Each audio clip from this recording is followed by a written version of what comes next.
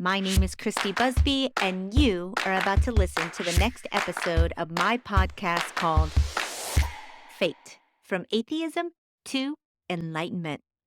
So come on in, join me. We're going to talk about it all, from atheism to enlightenment. Alrighty, guys, here we go. Get ready, and welcome to your fate. Welcome, everyone, to the next episode of Fate. How's everybody doing out there? On today's show, I have licensed medical psychologist, researcher, award-winning author, Paul Kiritsis. He's back on the show. We're going to be talking about the phenomenon of the precognitive dream. Super excited to have him back. Paul, welcome to your fate, my friend. How you doing today? Hi. Thank you very much for having me once again. Very excited to be on. Last time we spoke about my book, The Riddle of Alchemy, and this time we'll be talking about precognitive dreams. So I'm very excited about that. Me too. I'm very excited to have you back on the show. I find you absolutely brilliant, and I love your insights on all things esoteric. So welcome back to the show. And the precognitive dream. Oh, well, first, I'd like to congratulate you on your award that you won for the Riddle of Alchemy, and just say it out, give you a little shout out on the show. Thank you. Well done. Thank you. Well deserved, and hopefully, more to come. More to come. Thank you very much. Yeah. All right, let's get into the precognitive dream. For those of us that aren't really informed on what exactly that is, me one of them, I'm much more informed after reading your book, but let's go through what the theory of the precognitive dream is and the definition and whatnot. Yeah, absolutely. A lot of people, they're like, what's a precognitive dream? And I guess a synonym for it would be a predictive dream, right? So, and some people will think, oh, is it like a lucid dream? And in a nutshell, no, they're not the same. So a lucid dream is a dream where the dreamer actually suddenly becomes aware that they're in a dream, and they can kind of manipulate the dreamscape, right? Or they can manipulate the narrative to their liking. A precognitive dream, on the other hand, is kind of like a form of psi, right? Which refers to a class of psychic phenomena beyond the normal range of, I suppose, human experience. And usually with underlying mechanisms of action that haven't been quantified or explained as yet by Newtonian science, right? Or the empirical methods of Newtonian science. So they're extrasensory. That's why they're called extrasensory phenomena. And the four big ones, right, are telepathy, which most people would have heard of, which is literally kind of mind-to-mind communication. Then we have clairvoyance, which is a French word for clear seeing. And this is the perception of physical and psychic state beyond the sensory contact of any conscious observer. Then we have psychokinesis or telekinesis, and most people will know what that is. Okay, so that's the mind's ability to kind of directly influence physical energy or matter, like moving things without touching them, things like that. And then you can break that down to macro psychokinesis and micro psychokinesis. Micro psychokinesis would be something like affecting the roll of a dice. And then macro psychokinesis would be something like moving furniture across the room, right? Then we have precognition, which is the one to which precognitive dreams belong to. And that's kind of pretty much authentic knowledge of persons that has not yet entered the life of the sentient observer, or of events that have not yet come to pass, right? So it can occur in the waking state, and it can occur in the dreaming state as well. And then when it occurs in the dreaming state, it is called a precognitive dream. And they're the four big ones. And then you have other ones too, like, out-of-body experiences, which are OBEs. You have near-death experiences, NDEs, anomalous healings, reincarnation, and all that kind of stuff. All of those topics I absolutely love to talk about as well. As far as precognitive dreams go, when did that start cropping up into our human consciousness that people were having these? What's a little bit of the backstory, the history of when we started to realize that we were even capable, or that this was actually a phenomenon? What is the history of this? Yeah. It's quite fascinating because, precognition itself is kind of entwined into the cultural hummus of innumerable cultures, right? It spans the entire length and breadth of human history or recorded history. Sometimes it's been conceived as a form of divination, and other times kind of as a, I don't know, revelatory component of religious and spiritual life, you could probably say. Flourished under the collective beliefs of like ancient Mesopotamia, ancient Egypt, ancient Greece, ancient Rome, the Near East, kind of like before the, stringent kind of socio-political reforms of the fourth century BC, during that time, Christianity surfaced, right? And forced it to go underground a little bit. So in other religions of the world, like, for example, in Asia, Tibet, and India, where the Christian teachings kind of never took hold, they were disseminated kind of like much more liberally, right? So kind of, it was more permissible. Precognition and, all of those psi phenomena were thought of as more permissible. It wasn't something that was hidden. So in those cultures, it appears as though it survived without interruption. Yeah. So that's kind of like going back a little bit.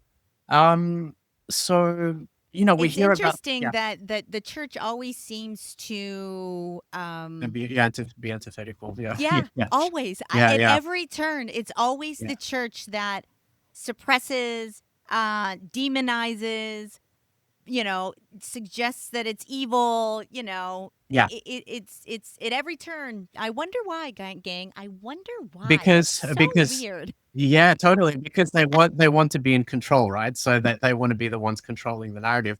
But precognitive dreams also appear in the Bible, right? So in the biblical scriptures, I think there's a really famous one that's seen by the Pharaoh. Kind of like this is a chronological rendition of seven healthy cows and seven malnourished cows emerging from the Nile. So Joseph interprets this to mean 7 wonderful years of abundance, and then followed by 7 miserable years of famine or whatever, and that's in Genesis. And then it was very common in Greece as well. So we had so many prophetic centers in Greece that were focused around precognition and foretelling the future.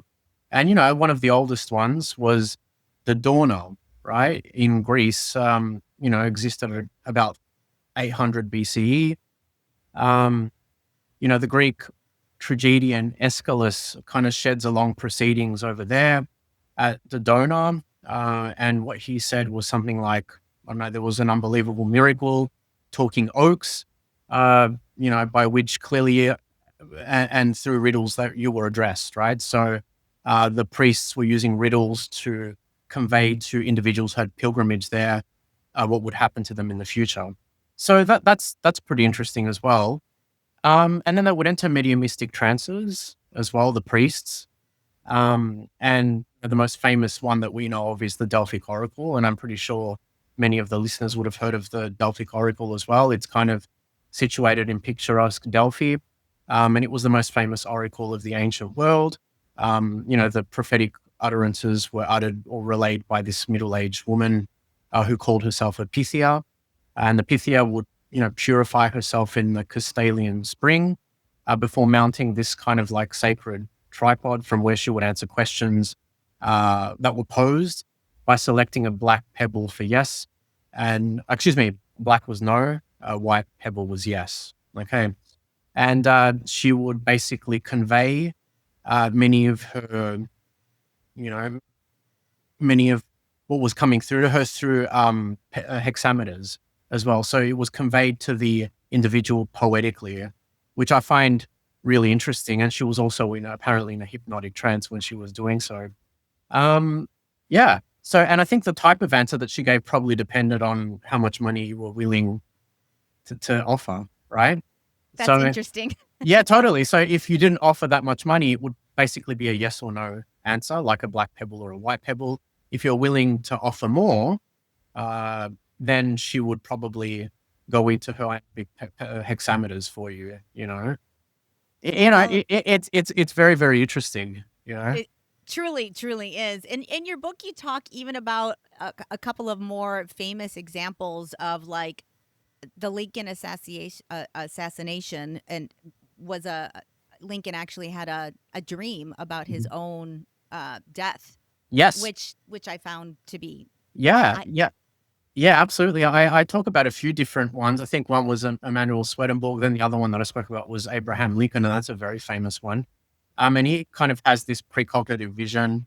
Um, when he was elected to the presidency in what was it, 40, 50, 60? Abraham Lincoln recalls that he glanced into the mirror, I think, and then he sees a double image of himself. And this is him relaying this information to his biographer.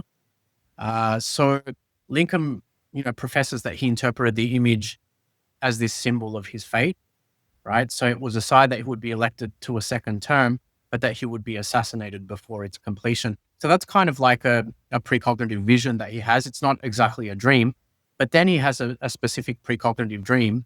And he, basically in the dream, he perceives mourners kind of like that are engaged in this heart wrenching lamentation. And then he follows kind of like the sound of the harrowing sobs down to the East Room, right? And there he kind of discovers this sickening surprise. He says that there's this catafalque on which rests a corpse that's wrapped in funeral vestments or something. And then around it, there's what is stationed as some soldiers who are acting as the guards, right? So, and then Lincoln in his dream asks them, who is dead here in the White House? And then, he gets a reply, and the reply is the president. He was killed by an assassin, right? And then we know that he was assassinated in due course in 1865, right? April something. So, that was a very, very interesting one. yes. You know. I mean, it really does make you think about what the nature of time is. And, but we're going to get into that. The other one that I just want to bring up, which I thought was interesting, was the one about the Titanic. That was Oh interesting yeah, to yeah. me. Yeah. Yeah. I love that one too. The Morgan Robertson. Yeah. Yeah. I remember when I was reading and exploring that, I'm like, could it be? It's It's so uncanny. crazy. Yeah, totally crazy. So Crazy. so Morgan Robertson was an American writer of novels and short stories, right? So in 1898, I think, right? He wrote this novel which was called The Wreck of the Titan. And this was about a supposedly, unsinkable liner that suffered the misfortune of basically hitting an iceberg and sinking. Some interesting characteristics of the Titan. It was called the Titan, right? Yeah. There was another submersible called the Titan, which kind of blew up when it submerged as well recently as It's well. really crazy, uncanny, the similarities of, Yeah, I think that word is cursed, like that word Titan. It's like yeah. anyone who, decides to do any kind of seafaring should not name their vessel the Titan. Right? No, I'm actually like I think that there's just bad energy that's connected with that Yeah. name, right? Yeah. Yeah. So Yeah. yeah. So basically some interesting characteristics of this Titan was that it was kind of like this triple screw ship. And I think it had like 24 lifeboats, and that the lifeboats weighed in at 70,000 tons. And then it was on its maiden voyage, right, from Southampton to New York. So that in itself is fascinating. Like the parallels are pretty precise, right? And Exactly. it sounds a lot like the Titanic. So in fact, the details pretty much are identical. So They're identical. yeah. So basically, the Titanic kind of weighed at what 66,000, tons or something. It was a triple screw ship with 20 lifeboats, and it embarked on its maiden and only voyage, from Southampton to York in 1912. So and then it struck an iceberg and sunk. So, we're thinking, is this coincidence or is it genuine precognition? Was Morgan Robertson actually channeling something that was going to happen? Yep. Right. That's exactly right. You That's know, exactly right. yeah. What does science say to explain this phenomenon currently? What is their theory behind the precognitive dream? Do they even recognize it as something that is real, or do they dismiss it as anecdotal? Like, what's Yeah. their current position on it? Well, my impression is that, mainstream or orthodox science, hasn't really been amenable to the idea of precognitive dreams, right? It kind of stands on the periphery a little bit, and it's a bit of an anathema. There are some, there are some scientific models that can account for it. So there's, experimental finds in mind matter, MMI, mind matter interaction that offer clear support for precognition. So, for instance, there's this one called, I think, the conformance interplay model. And this is a theory which envisions a whole cluster of anomalous phenomena like telepathy, clairvoyance, and precognition as a form of unconscious data gathering, activated by motivational salience. I don't know whatever way to put what other way I can frame that, and mediated by extrasensory means. So that's one. It's called the conformance interplay model. Then there's this other one called weak quantum theory, and most people like the word quantum, right? So Yep. this is a theory which has been around for a while, and this kind of can account for the collective type of precognitive dream, the dreams that we have which pertain to others and other significant events that are going to happen that don't directly affect us, right? So, that's weak quantum theory. The possibility that there's this quantum entanglement of minds in a collective unconscious, and that pretty much is evocative of Jungian thought as well. So there's many competing theories out there that can account for precognitive dreams, but these all sit on the periphery. Yeah. They're not accepted by orthodox streams of of science, right? What parades of science in this day and age. Yeah. You talk a little bit about the fact that the rise of Darwinism and materialism helped move us from having that even be a scientific valid term, because it changed the overall thought process of what science could be, what is possible, and it kind of pushed any theories on that fringe right out the way of being able to be even spoken of in mainstream science, Yeah. which I thought was unfortunate because you know. I think now we're trying to unfold and unwrap, and people are starting to like wake up more. But I feel like science is so behind the ball, and investigating things like this is real phenomenon.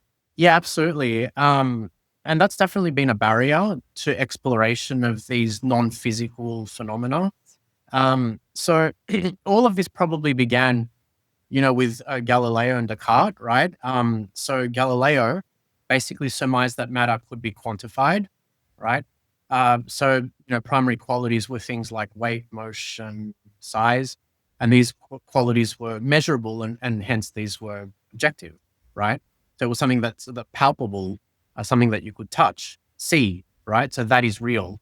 Secondary qualities were things like color, heat, taste, and these were subjective, right? Because everyone experienced them a little bit differently, idiosyncratically.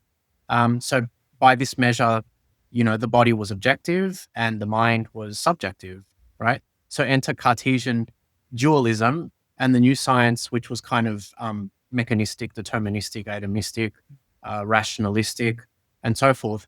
So anything that was kind of deemed qualitative in nature, so non-physical or intangible things, I suppose, like, values, feelings, emotion, mind, soul, spirit, symbolic correspondences between metals and planets, to bring in alchemy a little bit, right? Yes. All of these were not real due to the lack of consensus.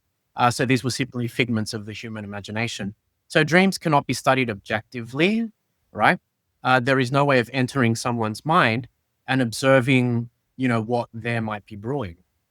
Right? Right? Yeah. So Yep. conveying details about them depends, exclusively upon subjective reporting, Yep. So then this would make it less objective or subjective, so to speak, you know? Let's talk a little bit about your research into precognitive dreams and what your own experience is. Can you give us some of your most compelling examples of the precognitive dream? I know Mhm. you went through and go through how many people you were interacting with and what are like maybe, what were your findings and maybe some examples of stuff that was so, spot on that it couldn't not be something that fell into what you would speak of in the precognitive dream Yeah, category. yeah. Yeah, so, I published all of these in a critical investigation into precognitive dreams, Dreamscaping without my Timekeeper, and this is the actual book. It was released in 2020. And in this specific book, I talk a little bit about, like theories of precognitive dreams. I also recount my own experiment, which was conducted like in 2011, from 2011 to 2013. So it was a long time ago.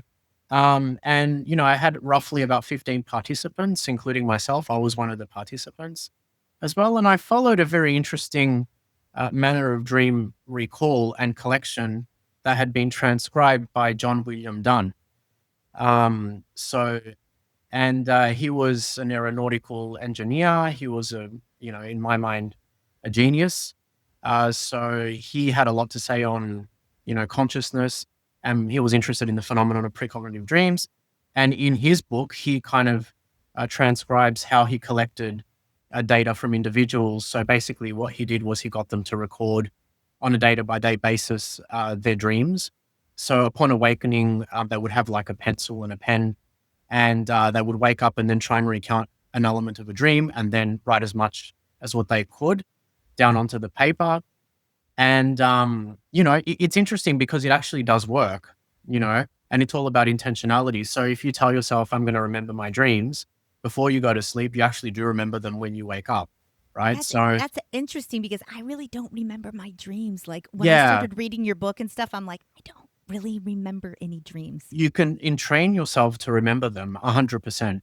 Right. So, and yes, absolutely. So you just need to become attuned to your dream life. And the best way is to not move when you wake up in the morning, like not make any contortions or motions. So just stay there with your eyes closed and try and recall the last thing you saw. Usually you're dreaming when you awake, right? So basically the last hour of sleep, you are in REM mode sleep. REM mode actually tends to increase through the night. So usually in the last hour or two, you'll be doing a lot of dreaming. So usually you can recall something, and then, if you can recall one thing, then usually other things will start to return as well, will start to come to consciousness. So, I got them to record over the course of a week. And during that time, to recall as much information as what they could and just transcribe it, and then be weary, in the next day or two about things that they were doing during the day that might remind them, or that might, be evocative of things that had happened in their dream life, right? Or so that where they can see a correlation, so to speak. So, a lot of the participants that I had weren't very in tune with their dreams, though they kind of went through specific trials and then started to recall their dreams. So it depends on the individual. Usually, individuals that come to these sorts of studies are usually quite proficient at recalling their dreams anyway, right? But there might be one or two that are just interested in the subject but can't recall their dreams. So it's kind of like a bit of a work in progress. But I also participated in this study, and what I found was that the more I trained and the more I became in tune with wanting to recall my dreams, the more I would, right? So, and usually what you find is that when you're recalling many, many, many dreams, some of these dreams are going to be precognitive fragments, right? They're going to contain a precognitive dream or a precognitive vision or something like that, to that effect.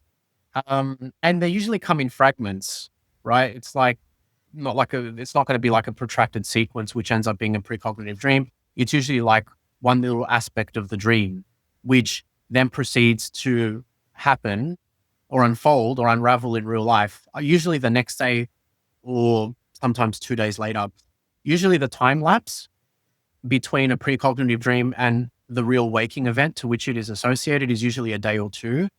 Very infrequently will you find someone having a precognitive dream that happens months later or a year later, right? And it seems that it could be inconsequential stuff that you Yeah, dream about that happens that is just not very important or impactful to your overall life.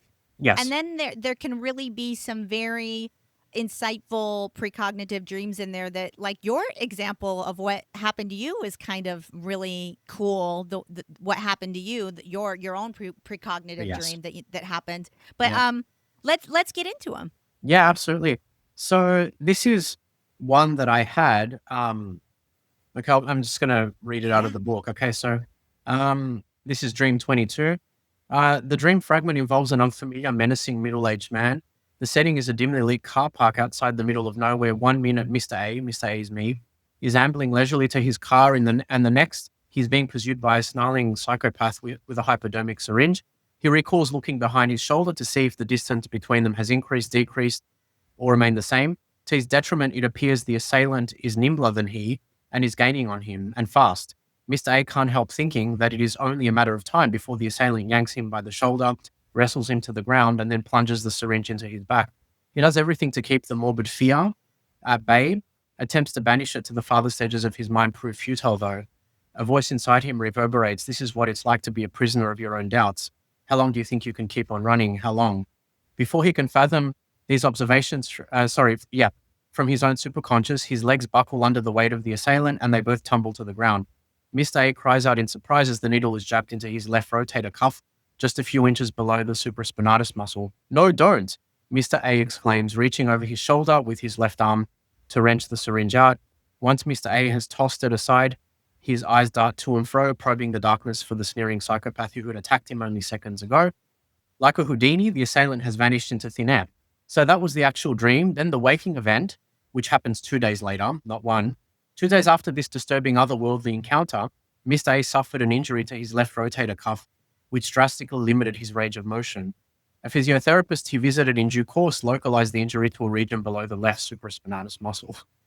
Right? Isn't that crazy? Yeah, that was probably one of That the. Mm. is crazy. Yeah, totally. I remember having that and thinking, I remember when I got injured and I was like, I had that dream and that the connection is just ridiculous. Like it's so precise that it can't be arbitrary, It's exactly right. or due to chance, right? It has to be legitimate. Yeah. Yeah. There's Yes. this There's just information that's coming through at that point in time, which is warning me that this is about to happen unless you change your course of action, right? yes. And we'll talk a little bit about kind of tying into this is the concept of free will as well, and whether we have free will or Yes. not. So in the Yes. context of free will, and we'll talk a little bit about that. But that was one of the most profound ones that I Yes. had. Then there was an interesting one that my cousin had. Okay. Okay. So my cousin, so this is Dream 38. Okay. In this dream fragment, Mr. T is relegated to the role of a passive observer.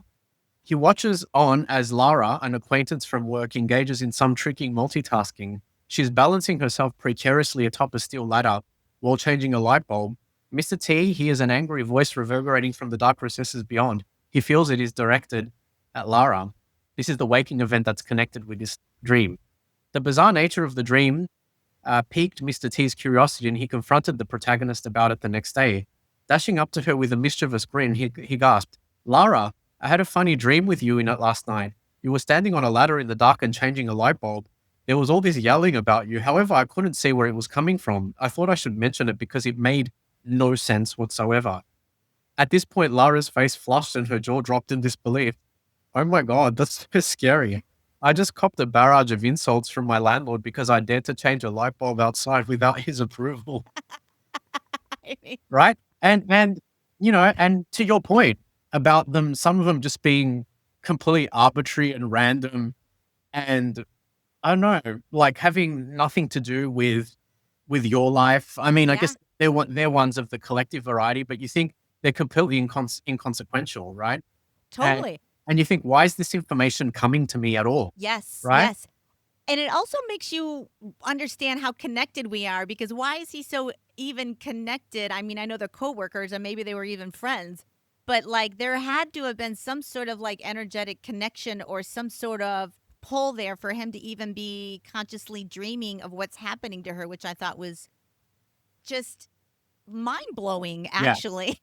Yeah, yeah, yeah. So Harry, my cousin, is someone who is very attuned to his dream life, and he studies Druidry.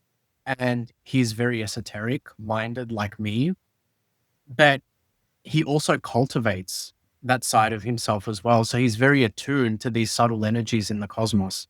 Um, so I thought that he would be a good participant, and he definitely came through for me. Yeah, he did. Yeah. He knocked it Yeah. out of the park on that Yeah, one. yeah, totally, totally. Yeah, and then you think, what are some of the finds that I made through this investigation? And they were analogous to the finds that John Donne also made, which was the fact that they usually only precede the associated waking event by 1 or 2 days. Very infrequently will you have a precognitive dream that happens, and then the associated waking event happens 2 months later or years later, right? Then the other thing is that they're a normative aspect of human consciousness in general. Yes. They're an aspect of the way that we function. They are encoded in our neurocognitive hardware, right? So that we all have the capacity to experience them. It's just that some of us don't, because we're not attuned to our dream life at all, right? To dreaming cognition. And they do occur during the dreaming state, you know. I Um, mean, I haven't thought about the precognitive dream in a long time. After our first interview together, I think you brought up that you had done a book on it, and I was like, oh, that sounds so like interesting. I'd love to talk about that. But I am going to start paying more attention to the precognitive dream, because you do feel like not everybody is capable of doing that. When I think of precognitive dream, I think of that Tom Cruise movie back in the day that they had precogs and they had them, dreaming, trying to prevent crime or whatever. That's what you think of. You don't, and they were like really spooky, mystical little beings that were doing it. But I guess we're all really spooky, mystical little beings, because we all have the yes. capacity Yeah. to Totally. to do this, you know. Yes. But we're not, as you said, we're not tuning into it and making the effort to use dreams as, could people start using dreams not as a fortune telling thing, but as something as of a guide, or a you know not intuition, but something of that ilk, where if you're paying attention, you're tuning into your dreams, you may learn more about what's going to be coming up, or what you should be paying attention to in your own life, you know. Yeah. I'm going to start paying more attention to it for sure if I can. I mean, I've had some brain issues. I've had meningitis and encephalitis, and I've had some issues. Okay. So I don't visualize very well. Like when I want to visualize an apple in my head, it's not that, it's kind of dark in there. Yeah, I yeah, also, totally. Yeah, and that's a great way of being able to control your nervous system as well, right? Your autonomic nervous system, to activate your parasympathetic tone, your parasympathetic nervous system response is to, visualize an apple. If you visualize a lemon, right, usually, or a lemon being spliced in half, most people will salivate. So there's mm, mind affecting body, right? Or, right, mind affecting matter. So there's a direct example of that. So you can see how the imagination compels the body to obey it. And I believe Aristotle said that. Um, so that it's kind of like a very interesting statement. The imagination compels the body to obey it. Um, it's I mean, it aligns a little bit with, like, we are co-creators of our reality when we start getting in that kind of aligns perfectly to what we are. yeah, Really, yeah, yeah, absolutely. Let's Yeah. get a, oh, Go go ahead. ahead. No, no, no.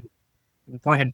I was gonna start getting into the time aspect of this, as far as what does this say about time, because if your brain or your subconscious mind already kind of knows what's coming up from you, what does that say about free will? What does that Right. say about destiny? You had mentioned Dunn already. He has Yeah. a serial time Yeah. theory. Mhm. I was going to ask, why don't we? What is that? Let's Yeah. get into that.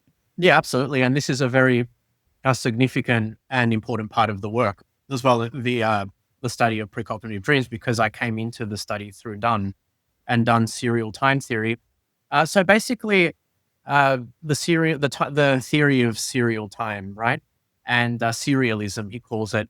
So this totally kind of challenges the Cartesian Kantian epistemological model of unidimensional time, right? So unidimensional time is forward moving, apparently, like a river. right? So time has been compared to a river.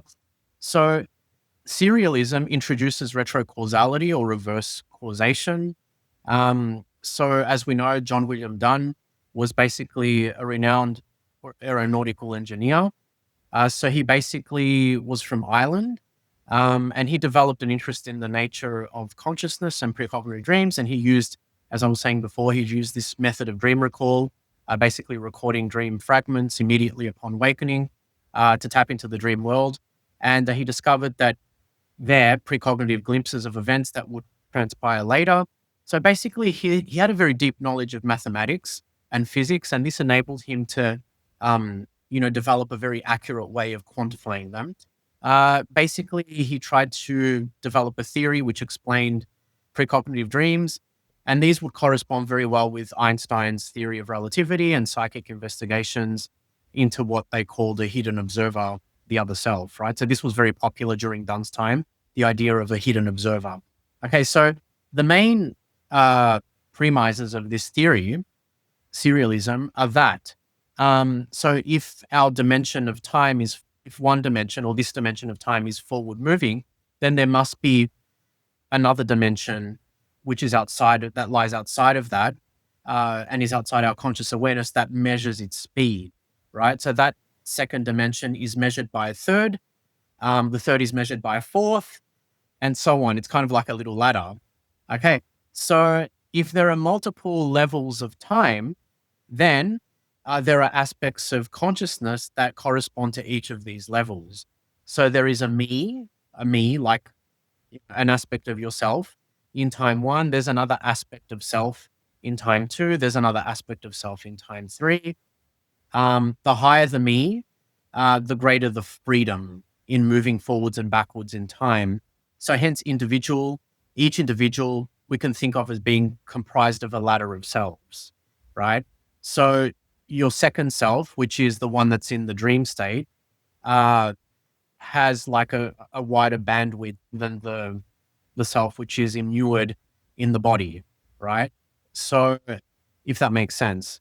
So only the first, another aspect of his theory is that only the first me is corruptible, the one that exists in the physical dimension and is inside the body, or like, is responsible for the movements of the body, animates the body. The other me's continue after death, apparently, implying that human beings are immortal. And he talks about this in his books, right? So he has written quite a few books. So Dunn was just a completely fascinating individual, and he came to his conclusions based on, experimenting with these things and logical deduction.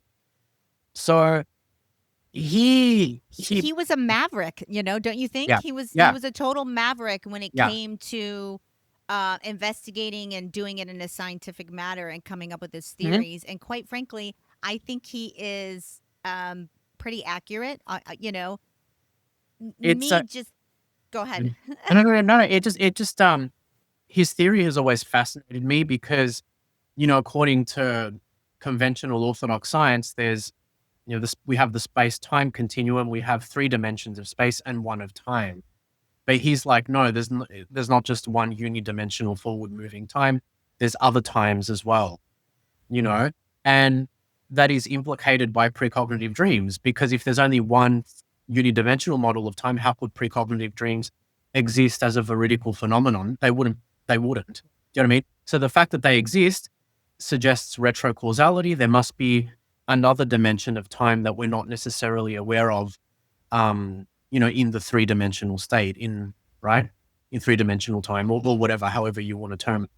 It all points to a multi-dimensional reality Yeah. that we're living in. That is what it all signs lead to that theory. Which Yes. the more and more I'm doing this and the more I talk to people and the more I talk to like past life regressionists and brilliant minds like yourself, it seems that that is the basis for what reality truly is multi-dimensional in nature, Mm. which I can't wait till the rest of us catch up to Yeah. to these. It's going to be an exciting time to be alive when we all Yes. start really understanding what we are and who we are. it's it's it's interesting times. So having said all that, um the what does that lead us to believe that our lives are do is everything fated? Do we have things that are predestined to happen no matter what we do? Do we have free will?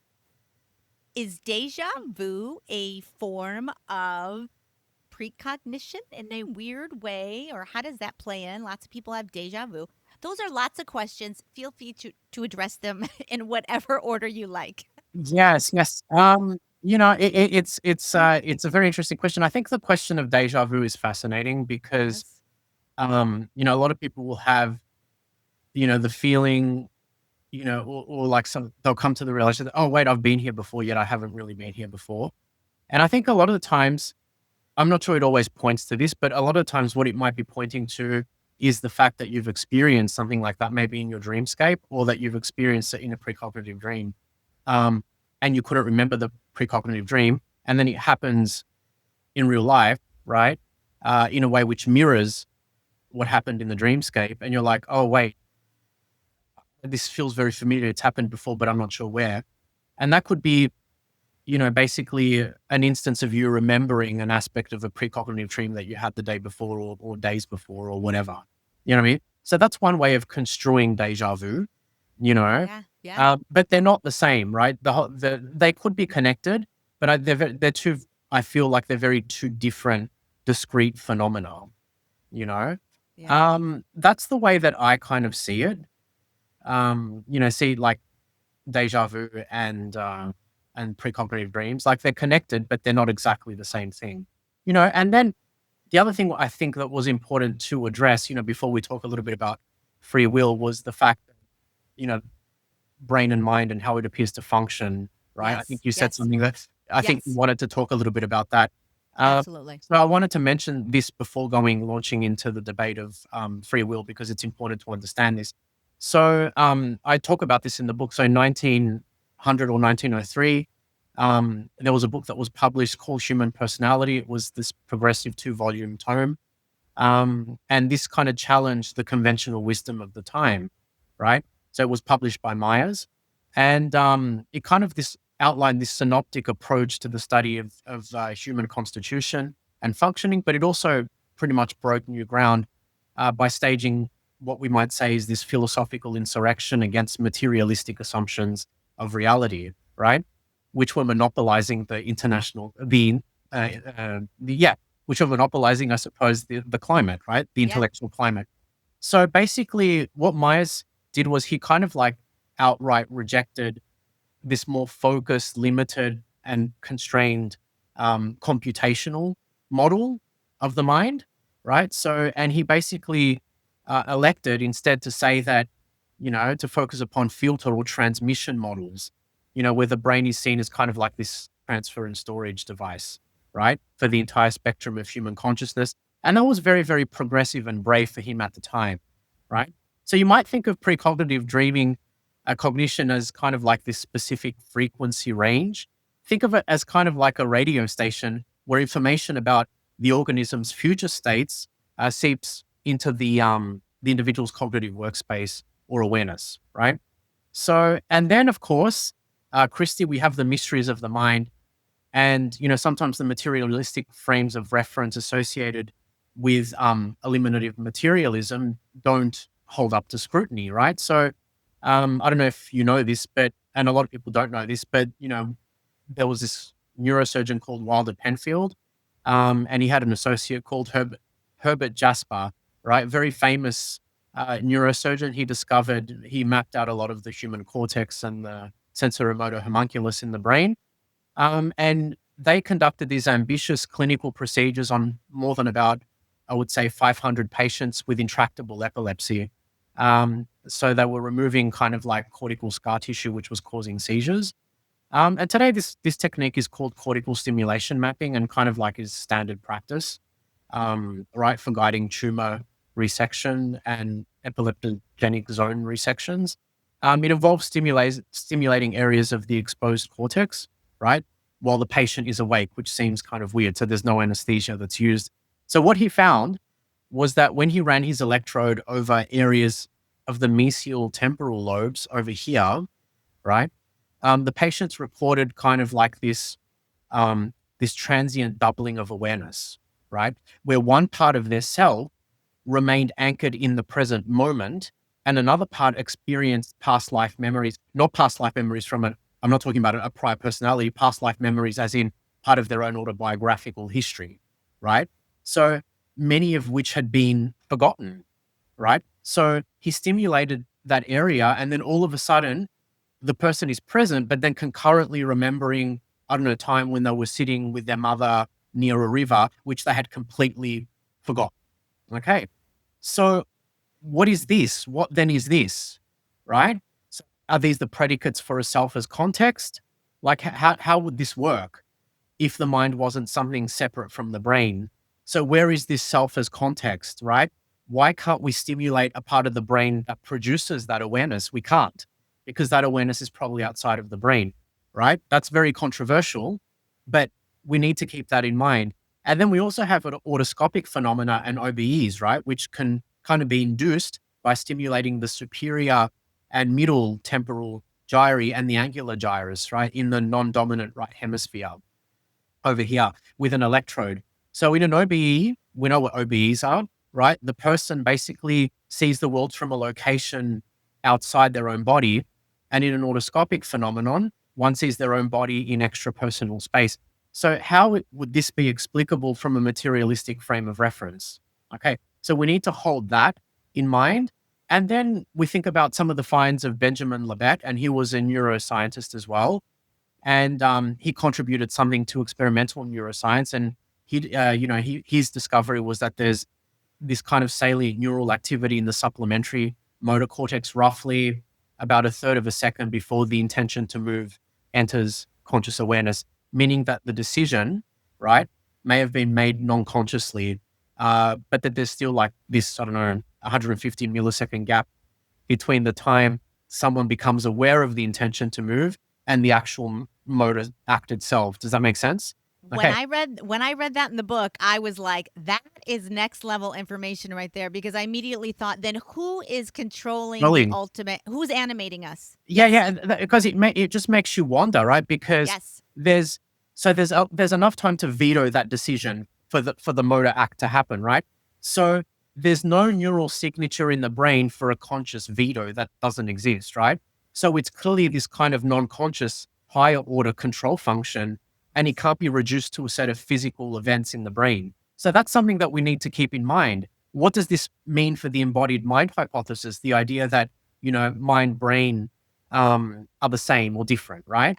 So, there's a whole book written about it. He wrote Mind Time, and if you're interested, it's something that I highly recommend reading. It's called Mind Time by Benjamin Libet, and it outlines those experiments, and this violates materialistic frames of reference, and necessitates philosophical revision of our current worldview, right? Yes. Yeah. So we want to be keeping that in mind when we're talking about precognitive dreams, right? And then coming back to the free will, because we want to quickly talk a little bit about that. So knowing what we know about Benjamin Libet's findings, as well as kind of like the relationship between precognitive dreams and real world events, I guess it could be prudent to subscribe to a soft determinism. And this is the position that I espouse, right? Okay. A cautious middle ground. Okay. In lieu of a regimented either or position of absolute determinism, so that everything is completely predetermined, Right. versus absolute non-determinism, the fact that nothing is predetermined and that we have free will, you know what I mean? Unbridled free will, right? So if we adhere to this soft determinism, we might say that things are mapped out for us on a macro scale, and many significant outcomes are predetermined, right? And bound to unravel at certain temporal junctures in our lives. But there is wiggle room and a degree of flexibility in the manner in which we get there. Hmm. Does that make sense? It does make sense, and I will just reiterate what I heard. Yeah. in my layman's terms, non-brilliant mind, what I heard was there are some things in your life that are meant to happen to you no matter what, but you do have little you have the ability to make minor adjustments depending on what choices you make in the day to day. Yes, Is that correct. Yeah, that sounds legit to me, that theory right there. I think that should be your next book. yeah, yeah, yeah. I mean, this is it, really, isn't it? Like the concept of free will. It's such Yeah. a it's such a There's a big debate about free will out there in some circles in the scientific community, whether or not we truly have it, you know. yes, So yeah, or whether everything is just predetermined and that we're all yeah, slaves of our neural hardware and all that kind of stuff, right? And what we're yeah, programmed with from birth and what we're yeah, born with genetically as well. And I wanted to just read this last part out yeah, of the chapter on free will, which is in the book. Um, I think the following metaphor is apropos in describing this soft determinism, and this is in the actual book.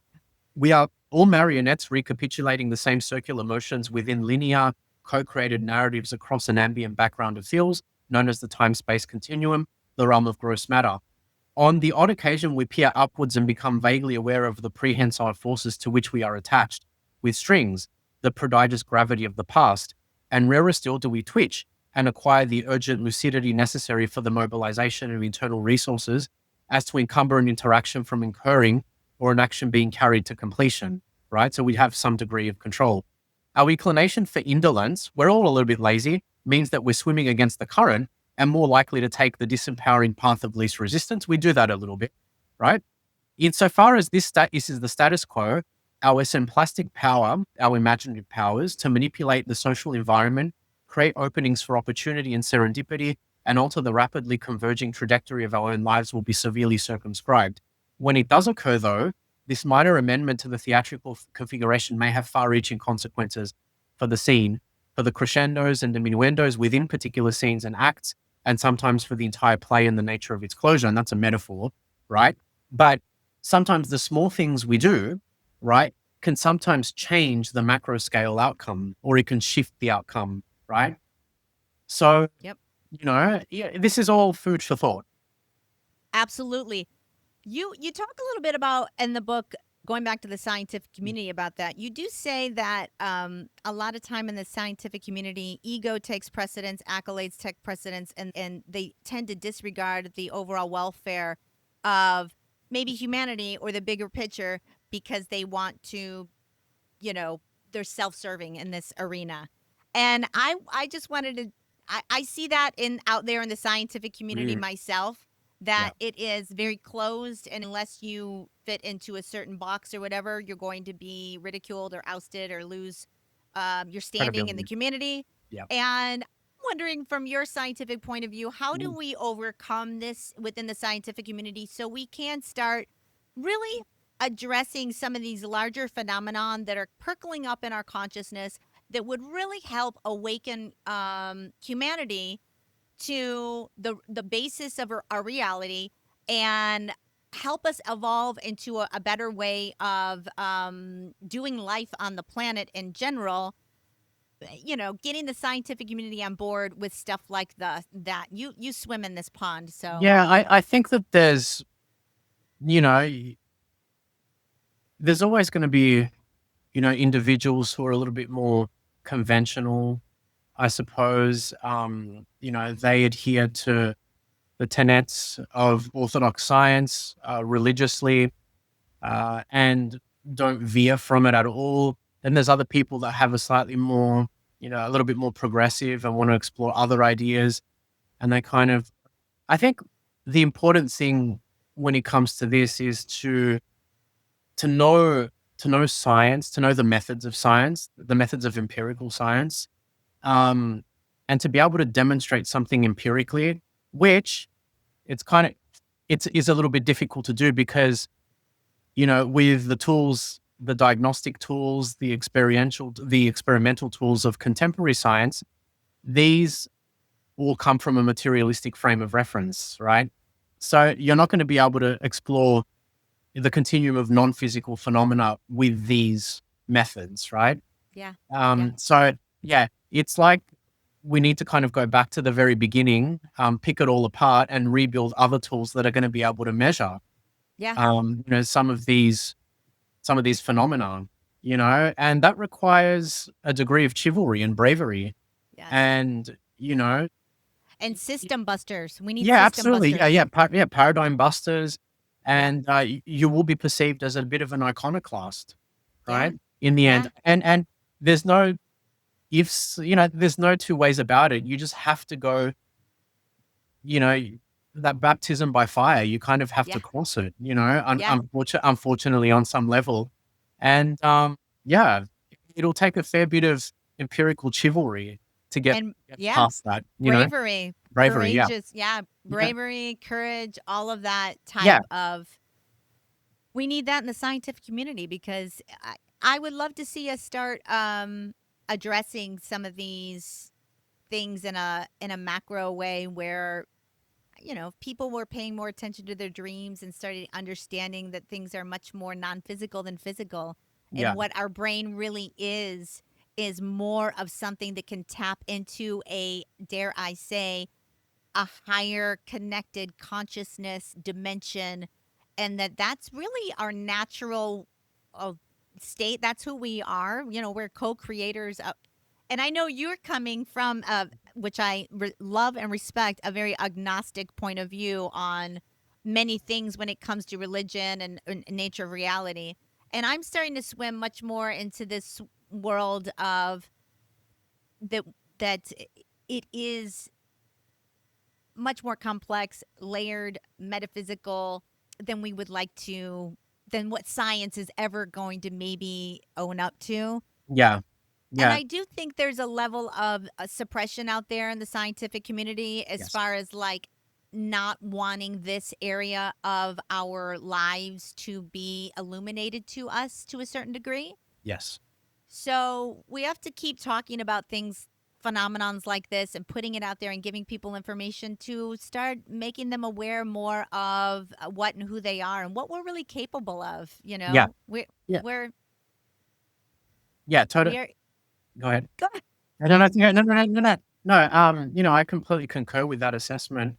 And the whole endeavor is kind of further compounded by the fact that there's competing egos within science as well, and people trying to sabotage one another for the accolades, for the honors, and things like that. And is there ever going to be, I guess, any improvement, right? Are yeah, things ever going to change? yeah, Science is the quintessential collective endeavor.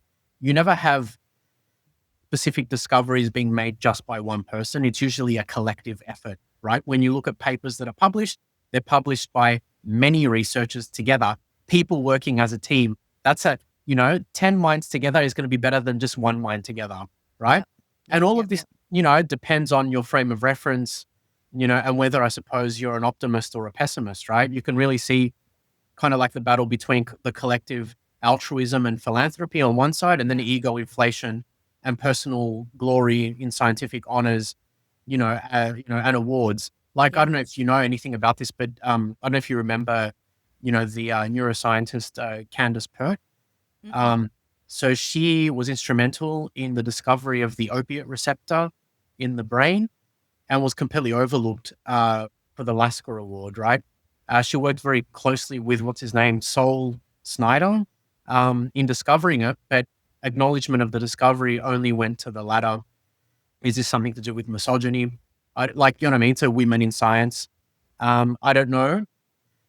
Personally, I don't know what kind of person would accept any award knowing full well that the discovery was basically a collective endeavor. I guess we don't all have the same ethical sensibilities, right? Well, there's two types of people, excuse me, out there that I find in general, whether you're a scientist or whatever field you're in. And I feel like there's people that are there to serve self, and Mm. there's people that are there to serve others. And we need people that are less cynical and more out there to serve the greater good. And I feel like the serving of the greater good is a rare find out there these days. It especially with everything else that's going on in our ether at this moment in time. Yes. Yes, absolutely. There's definitely a lot that's going down. There really is. Yeah. I'm trying to look at the times we're living in right now as exciting rather than frightening. Yeah. You know, I'm trying to not swim in fear. I'm trying to swim in. I'm hopeful for humanity. I want us to um, start being and acting more as a collective. We are a collective. We are all Yes. connected, and I'm I'm I'm I'm in the hopeful camp. You know, Yes.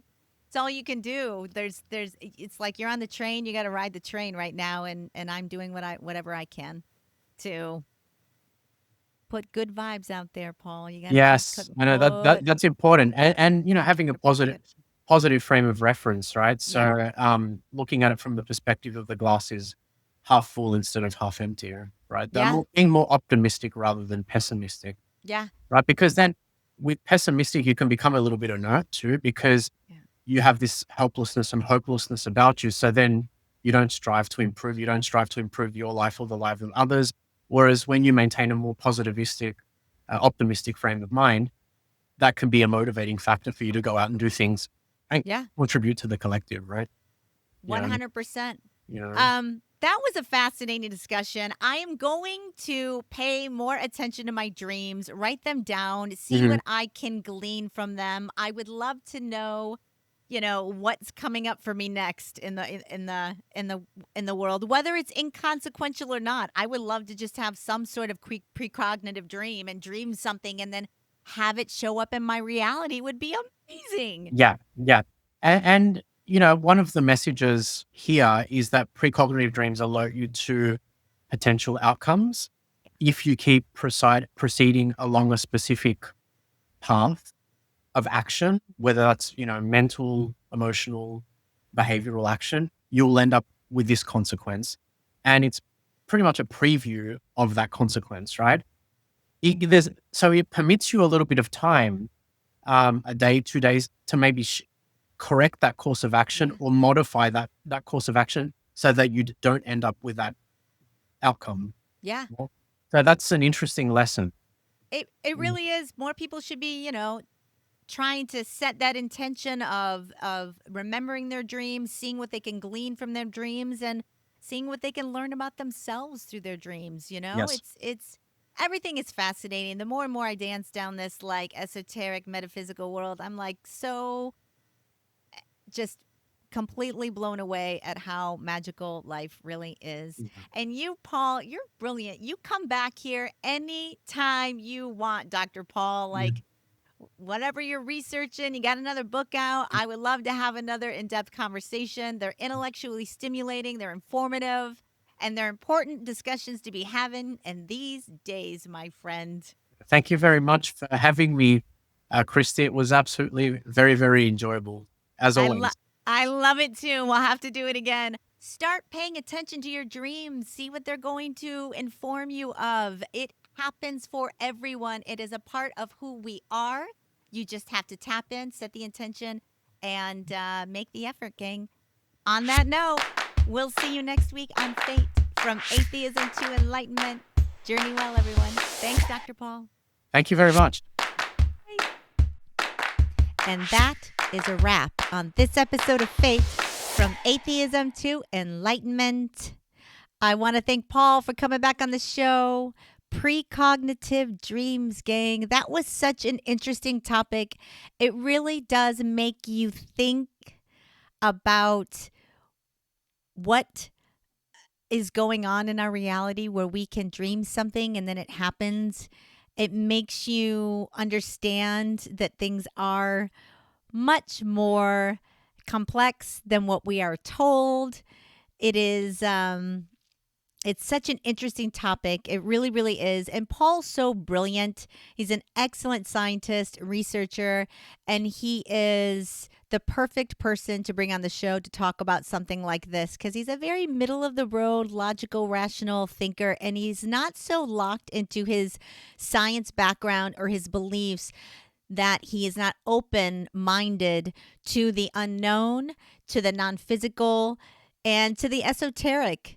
I think as we trot down into the future of humanity, I think the non-physical, these phenomenons are going to be studied more, and I think more and more real science is going to come out backing what Paul and I discussed today on this very show with regards to the multidimensional manner in which our reality exists, and how precognitive dreams are a true phenomenon, and that it does indicate that our material brain matter is functions more as a antenna like structure that is tapped into a consciousness that we don't currently accept as a possibility. So, I mean, I love doing these shows. I love learning about these things. I love diving deeper into what and who we are.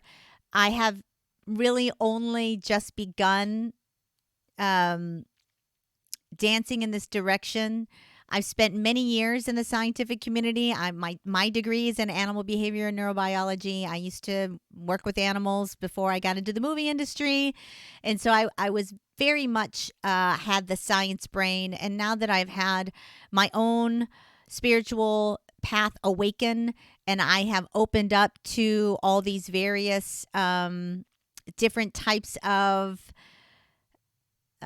concepts that I'd never been exposed to before, it really has brought me to be much more of a thinker instead of a letting information just, that I already agree with come into me. I really do like to analyze and think about things.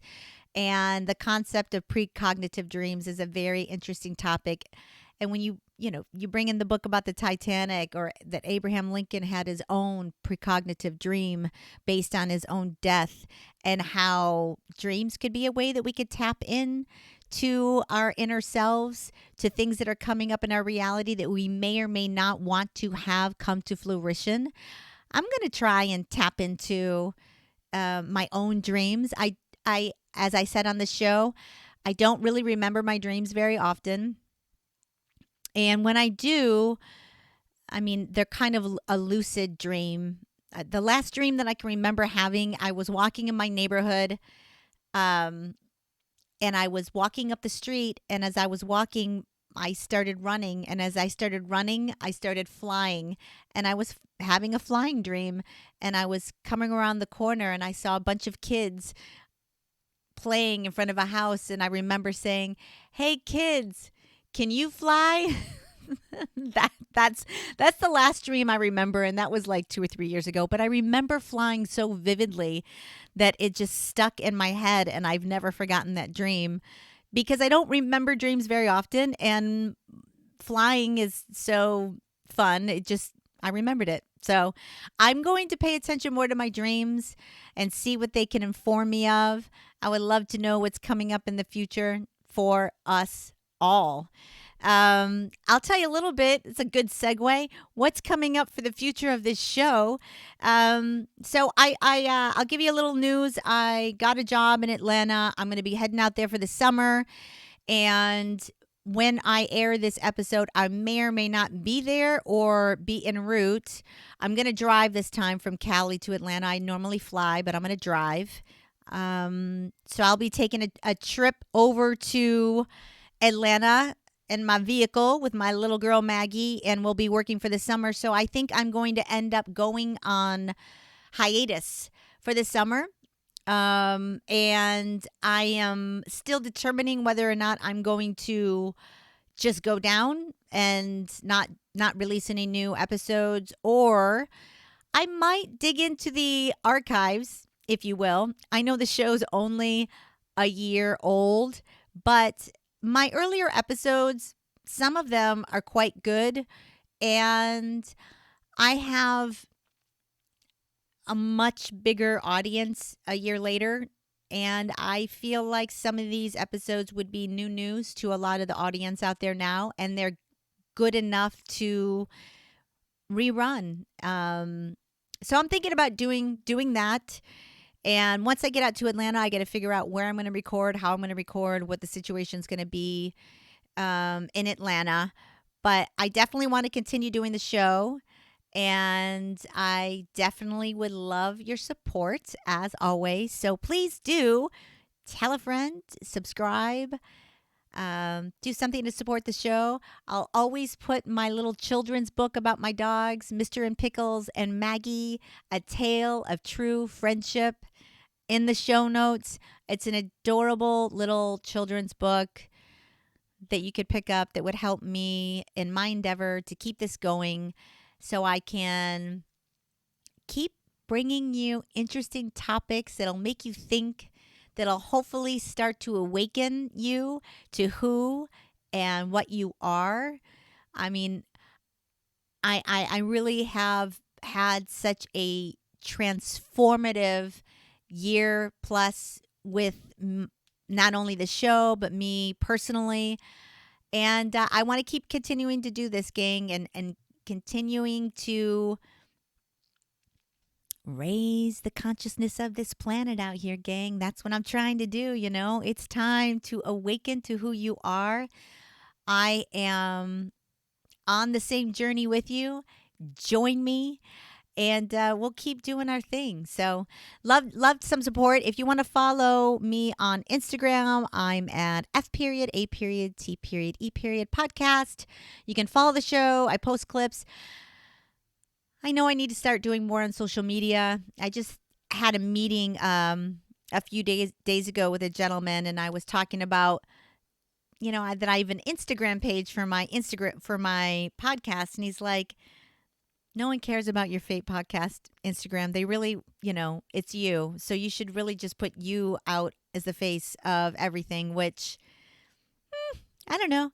I don't know how comfortable I am doing that. I'm not a big self promoter, but I do want this show to exist for a while, and I want the show to grow.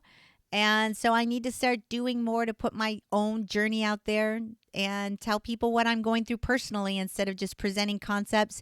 Maybe I need to dive more into my day-to-day of how I am getting through my own spiritual journey. Like, I'm taking a meditation class every Saturday. I sit with one of my guests, Agni, who's a mystic, who had a download from his higher dimensional guides, a way to awaken your kundalini on a much faster rate than you would using other methods to do so. So I've started working with Agni on this new meditation, Kriya Serpent Yoga, to tap into my own inner power and see if I can't raise my kundalini and have a true energetic awakening within my body. So maybe I'll start talking more about things like that I'm doing on my own personal life that hopefully will bring me, who knows, all kinds of different awakenings could happen on this journey that I'm going with Agni. So I'll be bringing that to you too, guys. So anyways, I am going to leave it there. I really enjoyed this conversation. Start paying attention to your dreams. You are more than your physical body. There is more going on than you ever could imagine. It is so much more magical, metaphysical than you would ever think. And tune in next week. I've got some great guests coming up for you. I will put his book, A Critical Investigation into Cognitive Dreams, in the show notes. I'll also put the Riddle of Alchemy in there, which is another book by Dr. Paul, which is about alchemy. He is a brilliant man, and I'm sure he will be back on the show. And alrighty, gang. Well, welcome to your fate, everyone. I'll see you next week. Journey well. Bye-bye.